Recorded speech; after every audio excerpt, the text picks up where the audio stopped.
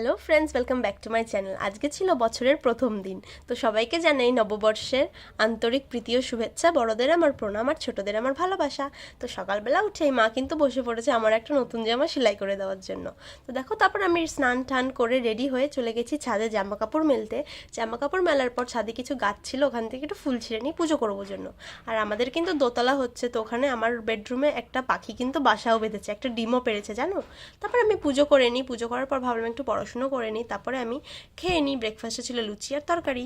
তারপরে আমি বেরিয়ে পড়ি বাড়ি থেকে আর উঠে পড়ি ট্রেনে আমার ফ্রেন্ডটার বাড়ি যাওয়ার জন্য, কারণ আজকে ছিল ওর বার্থডে। তো ওর বাড়ি যাওয়ার আগে আমি মিয়ামোর থেকে একটা কেক নিয়ে নিয়েছিলাম, আর এই দেখো ওর বাড়িতে আমি চলে এসেছি। আর মেয়েটা দেখো সবে ঘুম থেকে উঠেছে।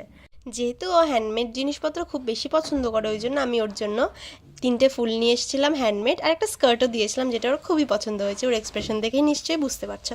আর ছিল একটা হ্যান্ডমেড গিফট বক্স। তারপরে আমরা একটু খেয়ে নিই লুচি আর তরকারি। আর দেখো এখানে বার্থডে গার্ল শুধু স্নান করে জামাটা পরে এসছে, আরও কজন আসছিল ওই জন্য। তারপর ওদেরকে দেখে আমরা ভাবি আমরাও একটু মেকআপ করে নিই, তো আমাকে বার্থডে গার্লই সাজিয়ে দেয়। আর দেখো এক চোখে আইলাইনার পরিয়ে সবাইকে কোল্ড ড্রিঙ্কস দিয়ে চলে গেছে। তো মেকআপ করার পর আমরা একটু উনো খেলে নিই।